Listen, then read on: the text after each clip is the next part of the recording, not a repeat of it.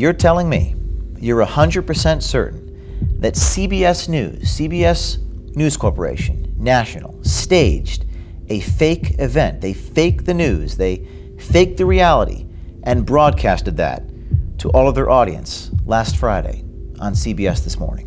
100%, absolutely. And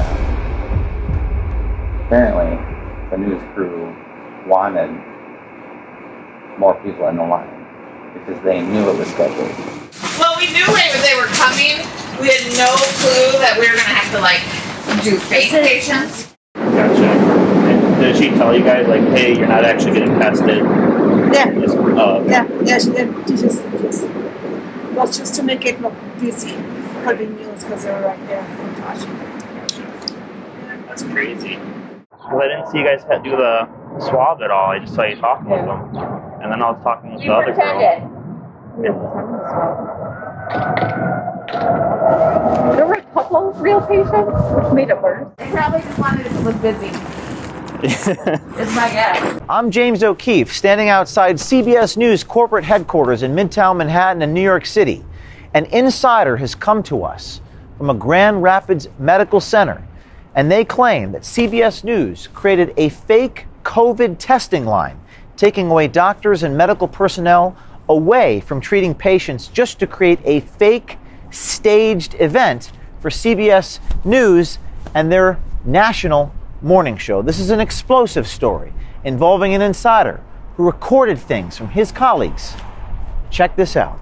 So when this event occurred, where did you work? I worked at Cherry Health. Cherry Health is? It's a medical facility. It's Cherry Health Heart of the City is the full name of it.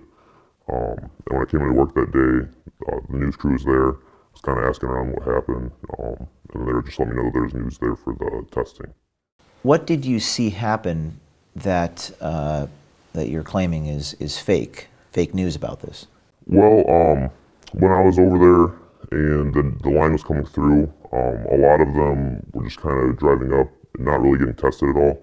They were just talking with the testers. So I was asking what's going on with the tests, and then that's when they told me that, majority of the line is from employees at Cherry Health. So, yeah.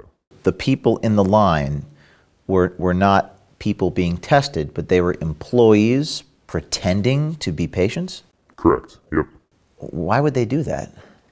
I think it's a little bit of a benefit for both parties. I do know Cherry Health is struggling a little bit financially. They're a nonprofit, so they get a lot of their money from donors or grants. So it just makes them look productive. And then on the side of the news, they want to make the line appear bigger than it is, just for their reporting purposes, to show that this is a big deal, that people are getting tested in massive numbers.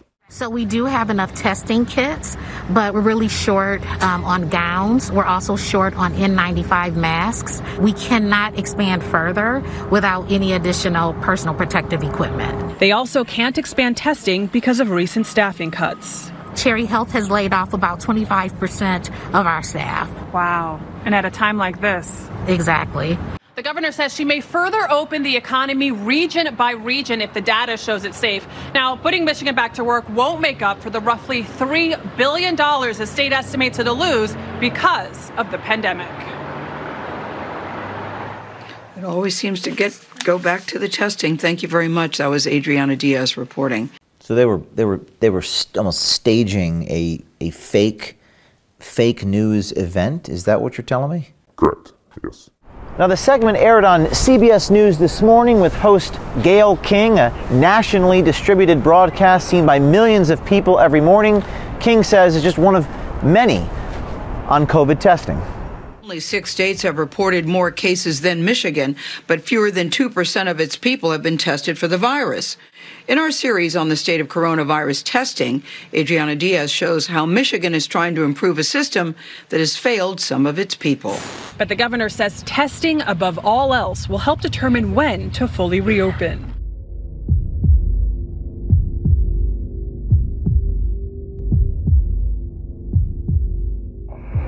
And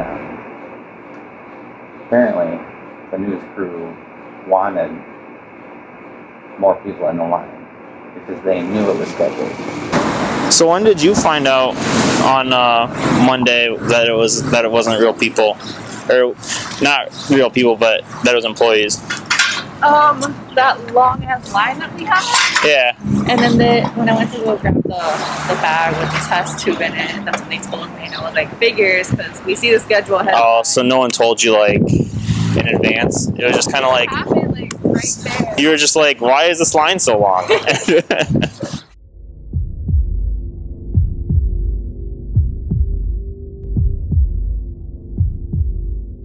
Yeah, she was just looking for volunteers to go out and just drive through the tent. Gotcha. And did she tell you guys like, hey, you're not actually getting tested? Yeah. Oh. Yeah, she did. She just was just to make it look busy for the news because they were right there watching. That's crazy. How did you guys feel on Monday, like, what with the cars? I mean, it's just annoying because we could have done other stuff, you know? Right. But smile and nod. Yeah, because when I was talking to you guys that day, it sounded like you guys were a little frustrated, but... Yeah. And no one told, like, prepped you guys ahead of time? Well, we knew they were coming. We had no clue that we were going to have to, like, do fake patients. How did the medical workers and the colleagues at the clinic feel about this staged event? A lot of them were upset about it, at least the ones that knew. Not everyone knew about it. I brought it up to a couple people and they were actually surprised when I told them. But the ones that knew doing the testing, they weren't not happy about that. And then the ones that were in the line, they seemed kind of indifferent to it. They just figured it was just another day on the job. Because I didn't see you guys do the swab at all. I just saw you talking with them. And then I was talking with the other girl. There were a couple real patients, which made it worse. Because then they had to wait longer? Yeah. It was just confusing and like chaos. Jeez. I've never experienced something like that. No. Like, crazy. Do you think she did it on her own? Like, I think it was her idea? I don't know. No, I think it was, like everybody up there. Because, we thought there's some bright ideas. Right. Yeah, so, like, okay. Yeah, because Alison was telling me that they do stuff like that all the time to make their brand and image look good because it's a non-profit. Yeah, because it's like I seen Tasha on the news already. And then she told us when she came, she goes, oh, the news are going to be here, make sure, they get tested. And she told us, like, what to tell them if they wearing a mask to make sure, ask them question by question. And they didn't have a mask, to give them a mask. Okay. I was talking with Maria, and she was telling me that it was Glenda Walker and Jody that were going around asking the screeners for volunteers. Oh, really? To come into the line. Yeah, they probably just wanted it to look busy. It's my guess. But the governor says testing above all else will help determine when to fully reopen. So, is this the fake line? Yes. Yep. That's it. So the people in the cars are not patients? Majority of them. I do know from talking with the testers that one or two of them were real patients, which added to their frustration because this line sat there for a while so they could organize the shot. So they've made a line of cars with medical personnel on the cars as opposed to patients. Correct. And the viewer does not know that. Correct. And these folks here were pretending to treat some of these medical personnel instead of real patients? Yes. Just for CBS this morning? Yes. Wow. And when you witnessed this, what did you think? What occurred to you? Well, the first thing that went through my head is just like, you always hear about it, and it's completely different when you actually see it happening.